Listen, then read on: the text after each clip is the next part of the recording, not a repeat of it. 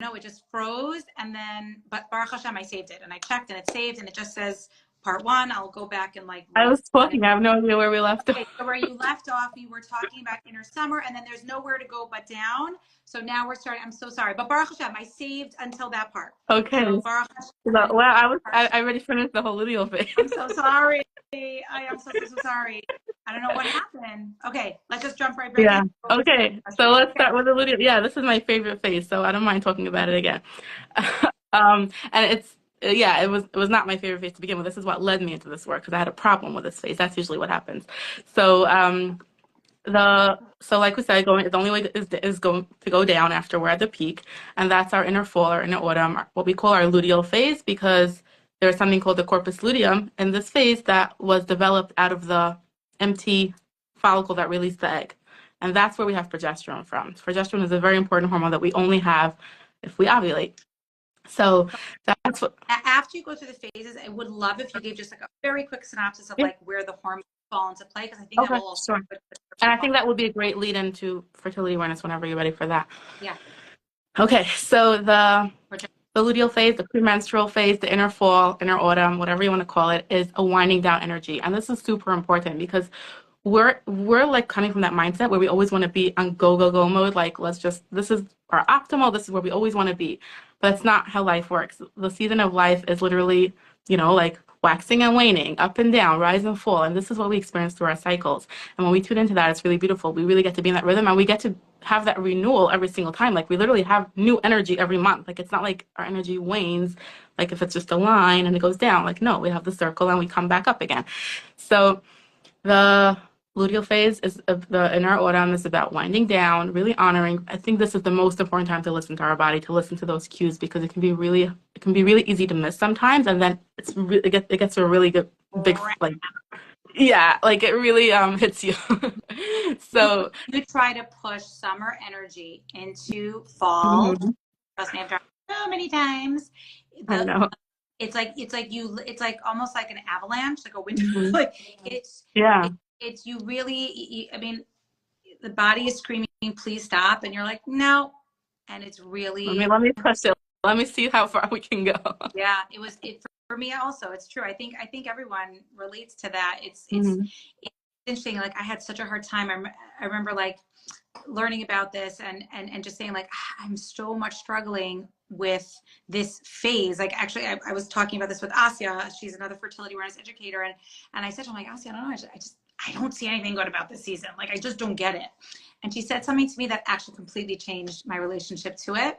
As someone who is not a natural writer, like, I could tell you that my principal from high school was like, you were the last person in your class that we thought would write a book. I'm like, well, I'm very good at it. And she said that the luteal phase is the editing phase. Yeah. I totally related to that, because as I'm hearing it, it's like, for sure, 1,000,000%. Like, boom, because this writing and editing was like so uncomfortable. It's like the hardest part of what I do. I love being in the kitchen. I love creating and like recipes and ideas and making it look pretty. And that's follicular energy. That's my summer follicular energy. Right. And then I write follicular, yeah, both. Right. And that's like, I write that down in my little notebook and like, good, it's there. And now I say, take the recipe out and go, okay, how do I make sure this is clear for someone else? Wait, the tablespoon, should I have a capital table? Like, all those edits and over and over. I don't really enjoy that part as much, but it's such a crucial part. And when I start to value that part, like, I can't get you guys recipes unless I actually can embrace the editing. And it is a different part, but it's part of the whole. And when she said that, it was like so profound. Like, it helped me relate to it. And then another line that she said that was also super, super life-changing, and I use it all the time, is if you can accomplish it through your luteal phase, like, if you can't, like, if let's say you want to do something, like, let's say I want to take on something in my business that is it's something that has to be done all the time. If my luteal phase can't support it, it doesn't matter if my follicular phase can. Right. It's the load is too much. I have to. That's the test. But until I understood that, I didn't know how to navigate. So I would take on so much when I'm, when I'm in my follicular phase, like I am on fire. I am so driven. Like that part of me is just so alive. And I really love that part of me. Like that's my favorite version of me. But I can't keep that up in my luteal phase. And when I try, and I did for so many years because I didn't understand this, I kept falling on my face. And it was such a gift for me to learn, like, enjoy that time, learn, and we'll talk about this, how to plan for that time, how to relish in that time, and how to maximize that time, but to respect that other time. It's not a bad time. It's an editing time. It's a grounding time. It's a balancing time. But Rory, you see how this really shows how the cycle helps us grow as a person, like how when we tune into our cycle and the phases, like this is how I support people with my coaching. Like this is such a big part of the work. Like, yes, bring yourself as a whole person. It's not just about your hormone symptoms. It's not just about your cycle. It's not just about learning to track your fertility signs. It's yourself as a whole woman that really this supports. As this is our operating manual, you know? Yeah. Yeah, No, I mean, that was the motivation. I mean, that was really what yeah. excited me about this learning even more than the other elements that you get from it. To me, I'm so into being like, I mean, I call it an attuned eater, listening to my body's cues. Like, you Mhm. know, within my coaching of health and wellness, like I don't believe in diets and food plans. Right. I teach health concepts and healthy eating ingredients and swapping and nourishing food, but you will never, ever, have you ever seen me give an amount in 10 years of being on this page? You will never see me give an amount and a portion size. People ask me all the time, how come there's not calories and nutrition facts in your books? Because that is gonna like automatically, like there's a correct amount, and Right. more than that or less than wrong. I don't believe in that. I actually really don't like that. I don't think Mhm. it's supportive because we're always shifting Yeah. the amount I want to eat. Like, what did I eat before? It was such a big part of my journey, was becoming attuned to my body's cues for hunger and fullness. I actually wrote about this in my second book. I did a whole thing on the hunger scale and learning to listen to your body's cues for hunger and fullness. So for me, this was just like, I was like, wait, why am I so much hungrier here? Why am I so much not like, and it was so obvious to me that there's something I don't understand about my body because I was working so much on attunements. This Right. became like huge. It's Yeah. so People don't important. know that we naturally have a bigger appetite in the luteal phase. 100%. You And have to honor that. Your we body's have higher actually caloric caring needs, more. literally. Yes, we do. We have higher caloric needs in the luteal Mhm. phase. Our bodies are telling us, give us more Yeah. fuel. Yeah, it's just delicious. Like I find this understanding of ourselves, it's so validating. And I hope this is like clicking for those of you listening. So let's move on to so past our luteal phase. And then And that brings us back to the menstrual phase. So it's preparing for winter, and then we're back to the winter. So Pessy, can you please give us how to understand just science hormonally, what's actually shifting in our bodies that's creating these shifts? Like, how is this happening? Why is this happening? So we start when we're on our bleed. Hold on a second.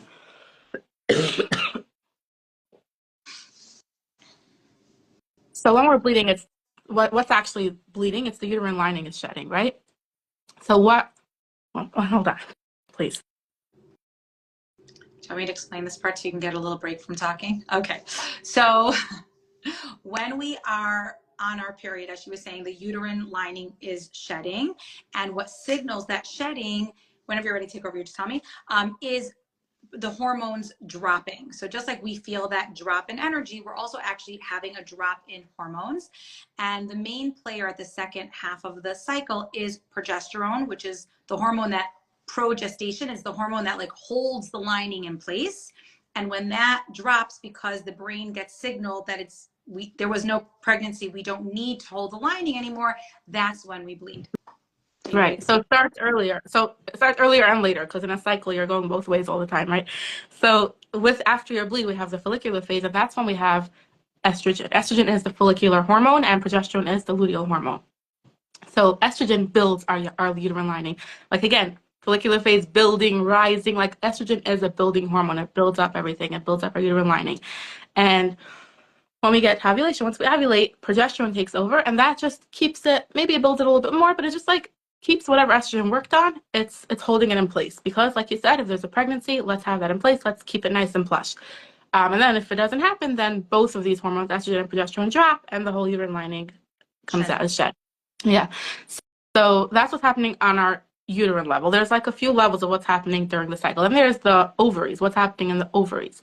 The ovaries is where the egg is released. It's on the side of, we have a uterus, and then we have on the side, we have two ovaries. And each month, one of them releases an egg. So again, also the estrogen starts rising in the follicular phase. It starts telling the ovaries, okay, build, like grow the follicle so that you can have a mature egg inside and then release that. Then at ovulation, we have the peak, and that's when the egg is released. And that when we have progesterone is where after the egg is released, we have this empty follicle that became a corpus luteum, and that's where progesterone is coming from. So that's happening in the ovaries. Then we have, I told you about the hormonal levels already. So this is basically like if someone gets a basic education of the cycle, let's say you learn it in biology class, this is what you get. Then there's actually more things that are going on in our body that, when we learn to tune into that, we can understand where we are in the cycle. Are we in our estrogen phase? Are we in our progesterone phase? Are we in the building up phase? Or are we in the holding it and sustaining it and then, waiting for the end of the cycle phase?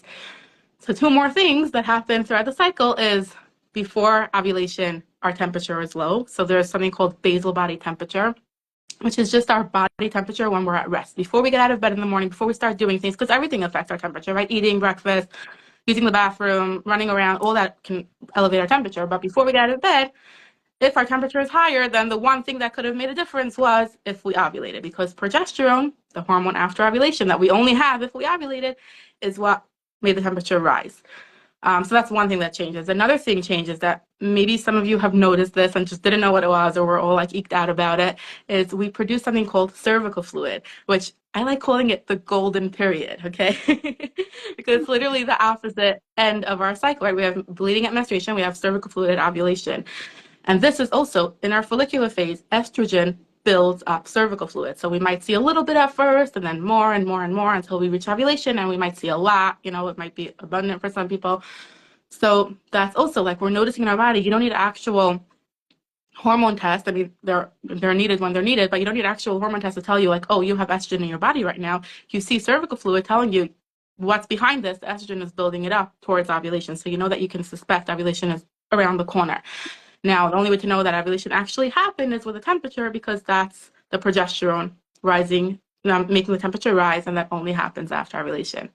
So these are two things that also change throughout the cycle that we never learn. We don't know these body changes that we have, and there are more as well. There's, our cervix position changes, so many things change. I think as women, like our brain changes throughout our cycle, everything changes throughout it. Like literally, like if we, right, we're not the same every day. So this is also information that we get to have about our body, that yes, we shift and we go through seasons, and you can know where you're at when you know how to tune into these signs in your body. Wow. Okay, Pessy, thank you so much. That was so clear. I hope that was very clear for all of you. I just want to kind of like recap to make sure it's clear that we're basically, what we're saying is we are shifting through our cycles. There are physical changes that you will see in your energy, in your appetite, in your mood, extrovert, introvert, all these things we're shifting. There's due to the shifting in our hormones, the estrogen part of the phase versus the progesterone part of the cycle. And then we're also noticing biomarkers. So yes. I mean, you said it super, super fast, Pessy. So I just want to make sure that it's clear, because I know like when I've heard it the first time, I was like, what'd you just say? So I know what she just said because I've heard it so many times and I've already taught it so many times. But just for those of you who like didn't pick it up the first time, what Pessy is saying is that our bodies are also showing us biomarkers when we are, whether when our bodies are making estrogen, we're producing the cervical fluid and our temperature is low. And once ovulation has happened, that cervical mucus sort of like dries up, and now we notice our temperature is higher first thing in the morning, that basal temperature.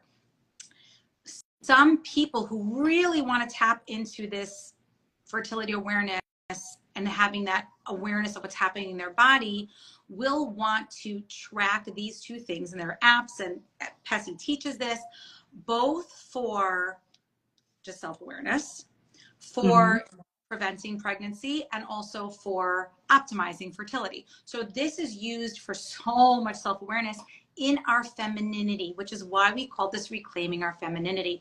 Because ladies, this is what makes us females. This whole system makes us women. Obviously, women who are menopausal or postmenopause and don't do this anymore, you're still a woman because you once upon a time did. But this is what makes us women, and this is who we're supposed to be as women. And I spoke about in the first one with Razy, something so beautiful that I've so embraced it, this concept of the spheros living in our bodies, and that there's a feminine side and a masculine side, and that the masculine side is really chesed and gevura, and the feminine side is, is chesed and netzach, and the feminine side is gevura and hod, and that part of tapping into our femininity is tapping into that gevura and hod. And if you think about it, Gevura and Hod is the luteal phase. Gevura is strength to say no, to set boundaries. Masculine is our inner spring and inner summer, and feminine is our inner autumn and inner winter. Correct. Exactly. We move through the energies. Yeah.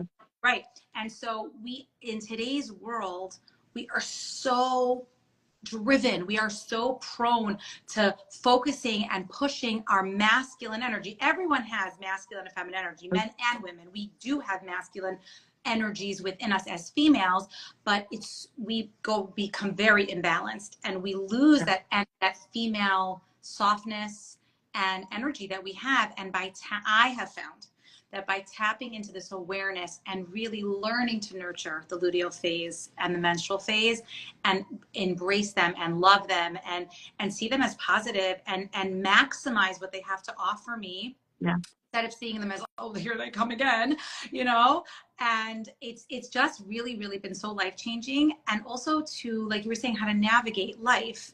So like I can tell you that presentation that I did with Razy was me in my powerhouse. That was me in my summer. Like, you don't know when I did it, but that was really, Razy gave me 2 date options. And the first thing I did, because that's the first thing I do when I'm offered to do a speaking engagement, it might sound crazy to people, but like I have actually turned down speaking engagements when I knew the traveling and the schlepping and the being on, it looks easy. It's not. Like, I love being that person who gives, and it's Baruch Hashem, it's like it's easy for me to talk on the camera. I still don't know how I do it because I just pretend that I'm just not. It's been so many years, and people come and be like, oh, I'm like, we're just having a private conversation now, Rorie. Truly, that's what I tell myself in my head. Like, I'm talking to like my friend Dina. That's been my thing from the beginning. Talking to Dina, and no one else is out there, and that's how I can like somehow do it. But when I'm in an audience with real people, I know it's a lot more than Dina, and it's nerve-wracking. And even though I'm comfortable, I've gotten used to it. I mean, I'm not comfortable. I'm not. It's and I know that it needs a certain level of onness that I know there are certain times of the cycle that I could push, but I know that it's so hard. I'd rather not. I'd rather do things when it's aligned and it's natural for me. Now, does that mean if I can control it, if I have an option, I choose to do those more extroverted things in that phase. I made one of my kids' weddings at like literally the beginning of winter, and that was not easy. It was really not easy, but I did a lot of self-talk and self-nurturing. When you have the awareness and that already helps you so much more. And I put so many things into place. Like, I was drinking raspberry leaf tea, and I was really making sure my nutrition was on point, and I was trying my best to go to get more sleep, and I asked for a lot more help, and I just cut myself more slack because I was aware, and I wasn't like mad at myself and fighting myself. This is where my body is. I think that's the most beautiful part of this approach. It helps us be so much gentler on ourselves. Like, we can really have that compassion of like, okay, not what's wrong with me, like not why am I feeling this way? No, this is where I'm at in my cycle, and I have my times when I'm, full on, and then I have my times, and it just helps us have so much more compassion for ourselves. 100%. Like, I know for myself, I always talk about sleep. Sleep is a biggie, and it is. It's my keystone habit. I know it, but I know that I can push some later nights in my follicular phase and like into like the beginning of like my summer, like my end of spring, early summer. I'm fine. Even if it's 2-3 nights in a row, 11:30, I'm fine. I'm really fine. But if I try to do that in my luteal phase, especially toward the end, you don't really want to meet me. No, it won't be pretty. And so I know that. And again, sometimes it happens and I don't have a choice. And then when I have a reaction, I'm just like, okay. Right. Yeah, it's just so life change. So Pessy, now that we've helped people understand how delicious it is to get our cycle and that it's such a bracha from Hashem and it's how he made us female and it's who we're supposed to be. So now the number one question I've always gotten anytime I share this was, what about birth control? Like if you're on hormonal birth control, do I still have the same cycles? Like, does that work? I'll let you in. So the way hormonal birth control works is by shutting down ovulation. So if you heard my explanation of the cycle, ovulation is really the center. It's really the center stage. Everything else works around ovulation. We get a period 2 weeks after ovulation. Like once you ovulate, that's when you can start expecting a period 2 weeks later, which again, like we said in the beginning, it might happen later for some people. Some people have 6 week cycles, right? And if they see if they know when they ovulated, they can know actually when they get their period, even if it's not on a regular schedule. But if you're not ovulating, then it's not, you don't really have your real cycle. It's kind of like a synthetic hormone cycle that's implanted, right? Right. Yeah. Mm-hmm. So what does So that you mean? don't have this. So again, I will say there's some nuance here. We don't have this natural rhythm in our body. It's probably hidden there somewhere. It's like just being suppressed. I wouldn't say like it's nowhere to be found. I guess it really depends on every person individually. But I'll tell you like how I started this. I actually, when I first found all this knowledge, like I was amazed and I was like, I needed more and more and more, but I wasn't ready to go with hormonal birth control. I was on birth control at the time. It was just scary. And that's why I really understand where people are coming from when we have these kind of conversations. And it was okay. It was okay to give it some time. I was still connecting this. I was still learning it. We have the moon cycle, by the way, which is also parallel to our cycle. So some people actually connect, and even postmenopausal women can do this. We have, the new moon is menstruation, the waxing moon is the follicular phase, the full moon is ovulation, and the waning moon is the luteal phase. And we can work it out like that. We can plan our self-care like that. We can plan, okay, these are the weeks when I'm gonna act like spring and summer, and these are the weeks when I'll act like I'll take care of myself that way and have some kind of rhythm, which was what I was doing then. And over time, like naturally, I just had this desire in myself, like, okay, I want to experience my real cycles. Like, and this is so exciting. I love how this is helping me so much. And this is just helping me see the world with a whole different lens. Like, I want to see what it's like. So it was a process. I think it's really important. Like you were sharing with your interview, like everything is a process. This was a real process. And when I was ready, like I looked into different options, and that's what led me, into different birth control options. And then once there were those different options, it was also like, okay, but once I have my cycle, like I was telling you before, if I only have those few days where I can potentially get pregnant, which is the days when we're having cervical fluid and leading up to ovulation, and then once we ovulate, that's it. Like the egg is gone and you don't ovulate again until the next cycle, then why do I have to use birth control the whole cycle? And I started looking into the fertility awareness method and tracking my cycle and, like really learning it. And then it came to a point where I was confident with it. Every time you do it, and every time you confirm ovulation, it's like another, I call it a deposit in your confidence box. And then and then I came to a point like, okay, I'm ready to trust this. And it's been, I've had a lot of success with it. And then I went on to a training. Oh, so what happened was like before I even went on a training, like this was later. Like first I started sharing on Instagram because I wanted to I was like, every woman should know this. So why don't we know this? Right. And it was a lot of interest. A lot of people were fascinated.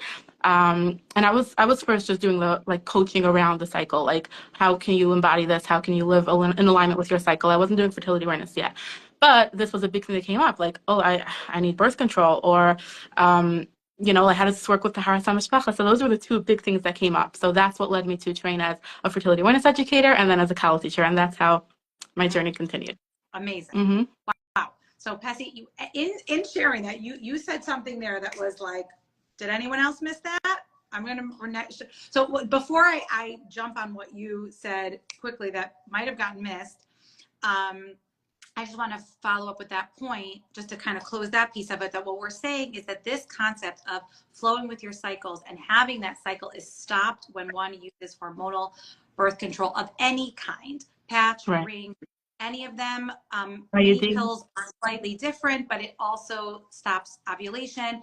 And so in doing that, a woman will not have her natural rhythms. I think it's a beautiful intake that a woman can still have some level of that introspection and that cycling, but I've actually had these conversations with Rabbanim where I'm trying to help advocate for a woman who is looking for another option. And I've explained to Rabbanim, like, it's like being in fall all the time. It's just like there's no shifting. Yeah. And so a lot of women kind of are like, they're like, I don't want all the up and down. But what they're realizing is they don't want the up and down because they're not tapping into the up, and they're Right. so against the down. And they're not But when you realizing what the down has to offer. Yeah. and also they're not maximizing the up. Right. And when you nurture yourself down, your up is so much greater. Yeah. And when you're on, when you're in your body consistently and you're like really tracking, you're starting to really get in tune with this, you really learn how to navigate your life around your cycle in a way that helps you live in your life differently, which you can't tap into otherwise. So now, neither of us are sitting here saying we are against hormonal birth control. Not at all. We both completely understand that that is an option and a need that some women feel is the best and right choice for them. And we celebrate that. Like, I'm not saying that it's a bad or wrong choice, but options are here for a reason. All options are here for a reason. Yeah. Exactly. And different people need different things at different times. But what we are trying to help you understand is realize that there's something is shifting, something is stopping in your body. And a lot of people are like, why am I having all these side effects? Why am I feeling so moody? Why am I so bloated? Well, because your body's always you're making progesterone all the time. Progesterone actually. And your body is resisting because that's not what your body wants, right? It wants to be in that natural flow. Right. So again, which is a fact for, I mean, people, you take this as face value, right? Like, you take a medication for something that you need, and medications have side effects. Like, it's something that we should understand, right? Right. The other thing also is that our bodies make progesterone, and when we're taking these synthetic drugs, it's progestin. It's only mimicking one aspect of what progesterone does in the body. Real progesterone has so many other mood altering and benefits for our bones and our joints and our health that we're depriving ourselves of. So there is definitely great benefit in having our cycles, and everybody has to make that choice. But what Pessy mentions here that I think might have gotten missed, which I think is very, very important, is she mentioned that we only are fertile for a certain amount of time. So why am I taking something that's depriving me of this experience of having a cycle when there's only a certain amount of time that it's even an option, and then after that it's even an option to get pregnant. After that, it's not. So Pessy, can you expand on that a little bit more? Because I think that might be new to some people. Yeah, sure. So because of this whole ovulation process, what's ovulation, right? Biologically, ovulation has the potential to get pregnant, right? Like, that's the egg that can be fertilized. The egg only lives in our body for 1 day, 12 to 24 hours. So then you might say, okay, so I'm only fertile for 1 day. But then going back, okay, so our body produces cervical fluid, and that's what actually helps us get pregnant. Like, the cervical fluid is what, like, initiates the process and supports it and helps you get there. So if anything that happens in those days that you have cervical fluid can lead to a pregnancy, even if you're only ovulating 2-3 days later. So those days are the sort of warning days, or the days that you have to be mindful. Again, people will use this to get pregnant. Like, okay, I want to know which days I want to get pregnant, and these are the days I can optimize, which is not the same for everyone. Like, people have this misconception, okay, ovulation is day 14, right? Because a cycle is 28 days and ovulation is in the middle. It's not. So there are so many people who literally miss their fertile window. They try to get pregnant and then they don't know why. And they like, what do you mean? Like, that's when you're fertile. No, what is your cycle showing you? When are you fertile? So it's so different for everyone. So you have this like 5 to 7 day window, sometimes shorter, for depending on your cycle.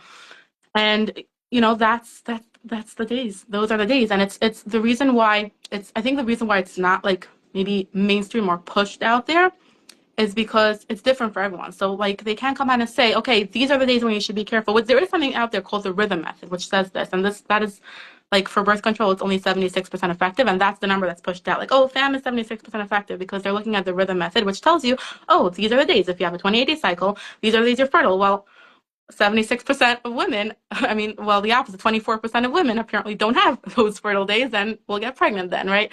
So, but the method that I teach, which is called the symptothermal method, because sympto is our cervical fluid that I mentioned earlier. That's the symptom we're tracking, and then thermal is our temperature. We actually look at signs in our body. I compare it to a weather forecaster. So yeah, okay, it might rain tomorrow. I'll prepare an umbrella. Like, I'll something I'll think about. But tomorrow comes and it's not raining. Are you going to say, well, it's raining because that's what the weather forecaster said, right? Like, no, you're looking at what the truth of the moment is. So that's kind of what fertility is. It's constantly shifting. It's individual, and we're looking at what's happening in our bodies, and it's knowledge that we can have. Absolutely. Right. So again, just for like newcomers here, and I think I'm just good at like dumbing things down. You're really good at like, making it very eloquent. But it basically what Pessy is saying is that we actually have a window of time where the egg is only there for 12 to 24 hours. But if the egg has if there's sperm that lives in the body, that can live for up to 5 days. So if it's there before ovulation and then ovulation happens, a woman can get pregnant. Yeah. So during that window of time, she is what's called fertile. Right. And we know she's fertile when she's making cervical mucus as a sign that her body is trying to ovulate. Right. Only once the temperature goes up is that a signal that she has succeeded in ovulation. So once we know that she succeeded in ovulation, we see cervical mucus has dried up, that's an indication. It's a very clear indication her body is showing her your fertile window's over. You're no longer fertile for the rest of this month. So there are birth control options. By becoming aware of this system, there are certain options that a woman can use protection during that window of time, but then not have to use anything once that time has elapsed. And that is one way in which a woman can have some type of, protection and contraception protection without overriding her hormones. And that's something that Pessy is an expert in and works with women and can teach them this process and share those options with them. There are some other options that also are not overriding hormones, but that do have a more not permanent, but they're affecting, it's not just only used during that time. It's things that kind of don't give you that exact flexibility.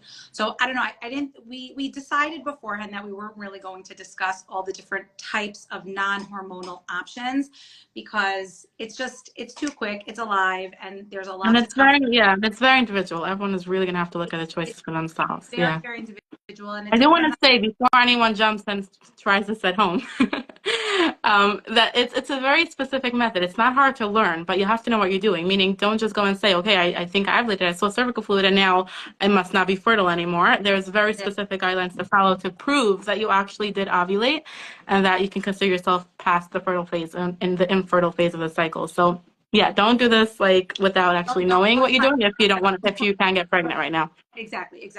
But the bottom line is that we do understand, obviously, we're talking about this beautiful seasons of our cycle, and yet most married women here who are at some points in our life, we are going to want to need breaks in child, what's the word, in having children.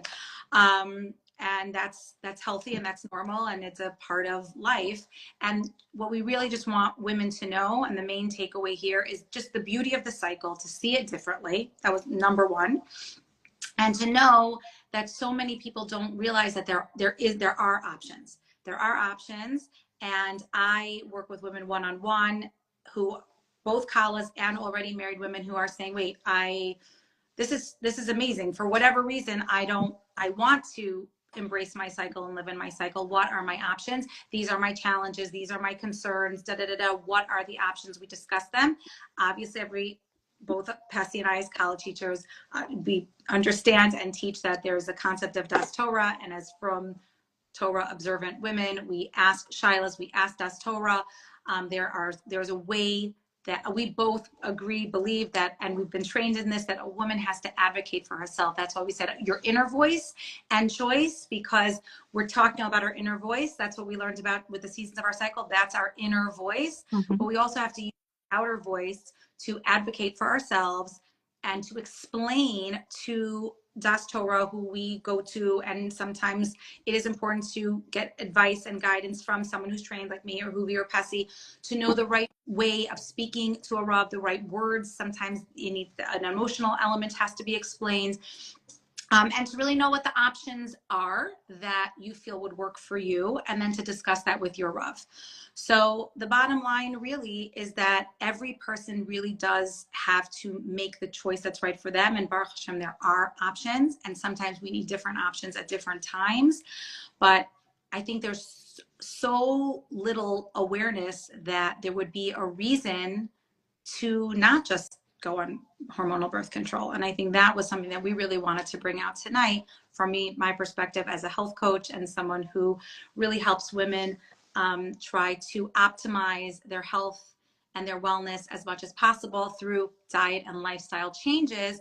But to me, allowing your hormones to cycle as they want to is, for I think, a valuable health habit to consider.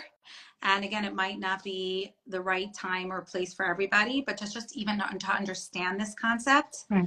and to just know that there are options and support out there to navigate this in an individual one-on-one way, because that's the only way, in our opinion. I mean, not that the education has to be one-on-one. They're totally appropriate to learn this in a course, and I don't mean that, but I mean to navigate Your own the choice. personal decisions. Yeah. Yeah, exactly. And sometimes you could just get that education and make that choice on your own. Like, you don't need us to give you permission. Right. We don't mean that. By knowing the options, right. If you're looking for that support, Pessy is an outstanding resource for both figuring out those options and also getting support in, even if you're just like wanting to learn more about this method and more the details and how to chart it and how to learn it, and what options of contraception in addition to just learning about your cycle there are. And Huva is also an amazing resource, both for Kalas who want to learn this information and for married women who want to learn this information. She doesn't teach fertility awareness, but she knows the options. She can help you navigate them. She can help you work with Das Torah, how to ask questions, how to just, really understand the pros and cons to make an informed decision and choice. And I think that, Pessy, I know you'll agree with me on this, that I think it's the hardest part when looking back in my journey is that I did so many things because no one gave me options. I didn't know. And also I didn't know the truth about the options that I was presented. Right. So it was like, oh, it's this option or that option. By the way, it's a very different experience having side effects on hormonal birth control when you chose it and knew that this is what you're choosing, this is what's right for you in your life right now, and you're being responsible about it and owning it, and this is what you need right now, versus you didn't know any other options and you thought this was your only option, and wow, all these side effects, and if only I had known, and why didn't anyone tell me? It's a whole different experience. Such a good point. It's such a good point. It's kind of what I said. It's picking your process. Pick your process, because it's just, but you pick it, and know what your options are. And listen, there's a certain ease about being on hormones. Like, this is work. There's work involved in paying attention. Yeah, I was just gonna say, like, I want to play devil's advocate for a second, because I think a big criticism that's out there about the fertility awareness method is, and this is what people say, like, literally on the internet about women, like, oh, most women won't be able to do this, and most women can't understand their own bodies, and like, it's so degrading in a way, but this is what's out there, that most women just won't be able to do this. Yes, it can work and it's effective, but like, most women won't be able to do it. It's not accessible. Why? Because a standard doctor's appointment is 15 minutes. So no, your doctor won't be able to give you the handholding and support that you'll need to actually do this effectively. You need to really understand it and learn it well. But it's like the theme of your interview was reclaiming responsibility. Are you in a position where you say, you know what, I want to reclaim this. I want this for myself. And I'm not like a missionary. Like, I'm not pushing this onto anyone. It's more like, if you see this as something that you will really help you tremendously in your life and you want the right support, the right resources, I'm here. Like, I'm here for whoever wants it. And that's what we need. We need options. I love that. I so resonate with that. I'm going to so use that line. I'm not a missionary. I get this everywhere I go. If you meet me outside in the world, like, please don't tell me like I'm a policeman. People are like, oh, I can't get this in front of you. You think I'm so bad? I'm like, no, I don't. Like, if I am here for people who are saying it's not working for me, the standard regular eating or lifestyle and run, it's not supporting me anymore. I need to make a change. And I'm like, great. I can show you some great tools on how to make those changes happen. I want to be here to support people who want to make those changes, because when I wanted to make those changes, I was lost in the dark. And I think to myself, like I've told my sister so many times, like, I just wish I had a Rorie. Like, I wish I had I was gonna say that. Like, we became the people that we needed then, right? 100%. And like, Yeah. it's such a nice for me. Like, there's something so like healing and just validating and like comforting. That's the word. It's comforting when I can take a young girl, a woman, anybody by the hand, and like, it's like, oh, I send them a link, and like, it just like, all the searching is out, and it's just like, oh, that was so easy for them. Like, thank you, Hashem. Thank you, Hashem, that I could make it easier for them, because I know how hard it is when it's like, well, where, how. So really, that's what we're both here for, and Ahuva as well. You know, I'm sorry she couldn't make it, but we're really just here for those of you who are like, I want to learn something different. I want to open my mind. I'm curious, and that doesn't mean you have to do it. You just have, if you just want to learn.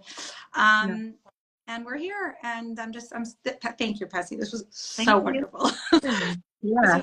I'm so happy we finally did this. This was really special. There weren't really so many comments. I was kind of trying a little bit. I think, is there a non-hormonal? And I'm totally open. If anyone has specific questions, you can totally DM me. I'm really responsive. Yeah. Great. Okay. So yeah, I think this was really, really great. I just wanted to mention Pessy is available for like one-on-one. She also has courses, so you can check out her page to learn more. If you're a young Kala or you're a married Kala who wants to relearn and re-educate yourself, please reach out to Huvi. And I wanted to tell you guys, I am finally announcing something that I've been like holding on to, like maybe, but the response to this was just like, okay, we're just do it. And that is, for a long, long time, I wanted to offer small in-person groups where I would teach this curriculum with more. I only would feel comfortable when I say in person, meaning in this one will actually be in like live, like in human live, but like in intimate groups that are not like to the public. So I am offering in person small groups of 6 to do like a little mini retreat day where we're going to be focusing on women's health, hormones, and halacha hashkafa. And they're actually going to be hosted at Silk. We've discussed this a long time ago. She was so honored and excited to host it. We thought it'd be just such a nice environment to learn these things in this beautiful, relaxing, you guys know how much I love Silk. We're going to be having lunch from Hava Java and drinks and snacks. And it would be like a full day workshop where we'll be learning this, what we talked about today, and so much more, answer your personal questions. And then at the end of the day, you get to use the facility and relax and soak it all in. And I think it's going to be really, really special. So I'm hoping to open these workshops up, open them up starting after Sukkot. There'll be a series of them. I mean, I'll run it over and over for different groups, but only 6 at a time, because I want everyone to get their undivided attention. And I think it just really needs that small, intimate feel. So I'm going to put up a post on my stories. And if this is of interest to you, please send me your DM and your email so that I can put you on a list to pre-register before I open it up here. So really excited about that. I think it'll be really nice. It's been a dream that I've wanted to do for a long time. And this really, really motivated me, because like literally, like I was in the grocery store and have a job, like I was out and people were like, when can you teach this? Like, I'm not a Kala, I'm married. Like I want to learn this. And again, I think I call it the missing Kala class. Missing Kala class. I love that. I love that. That's information. Yeah. Do you mind if I like piggyback off of it? Yeah. There was one question here that I think is maybe it's important to address about nursing, because I think that comes up a lot, and a lot of people in the community who are looking for birth control options are in the postpartum phase, right? And I want to say that fertility awareness does work when you're postpartum. It is more of like you have to apply yourself more, because you're not relying on you're not having a cycle. If you're nursing, you probably maybe won't have a cycle. And if you followed how I explained it, we're not relying on your cycle. We're relying on your actual signs in your body. So yes, before you have a cycle, before your period comes back, you might be fertile, because ovulation comes before menstruation. But if you're tracking your fertile signs, and you know how to track your cervical fluid, and you know how to track your temperature, you'll know when that fertile time is approaching, even if it's months down the line, even if it's sometimes over a year down the line. It's different for everyone. but tracking it and knowing confidently, okay, I am not fertile now, and I don't have to worry about pregnancy, and these are my other options. That's also another way this works, and I definitely teach that as well. Thank you for answering that. And a question I get a lot from women is, does this also work for women in perimenopause when their cycles are also getting wonky? And I think the answer is same idea, because you're working with your body. You're not working with what the cycle is supposed to do. It's supposed to be 28 days. It's supposed to, no, what is your body actually showing you? It's also so interesting that I do have to go in a minute, but I always think it's so interesting how doctors predict due dates. It's always that wheel. Like, when there's so many tangents. And I tell people, like, I work with girls all the time, and I'm like, your due date, like, when, if you were tracking, we can probably figure it out more. That is, you know, if it's going on that and you're not tracking and you don't really know when ovulation was, like, but that's so that standard, which is again why it doesn't work. Whatever. Our bodies are not. People want to learn more about this, like, give a whole course, you know.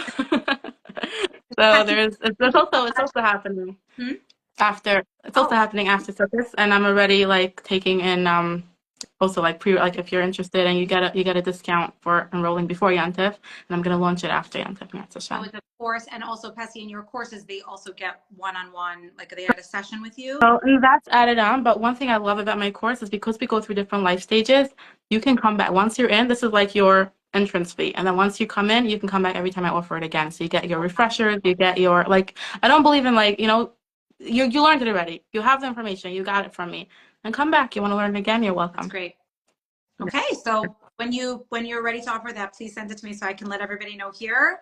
And when my post Yantif little workshops open up, I'll let you guys know. But definitely, if you're interested, like, let me know, because if I have your email addresses, again, it's only groups of 6. So, and I'm not doing it like every day. It's going to be like, you know, every couple weeks, you know, I'm just going to spread it out. But if you know you definitely want to get in, like, give us your information now, because we'll send you an email before we make it live. So it might never end up getting on here. Eventually it probably will, but you guys will be the first to know and be able to claim your spots, since you took the time to be here and listen till the very end. All right. Thank you guys. And thank you, Pessy. Thank you so much. And thank you. Good night. Good night.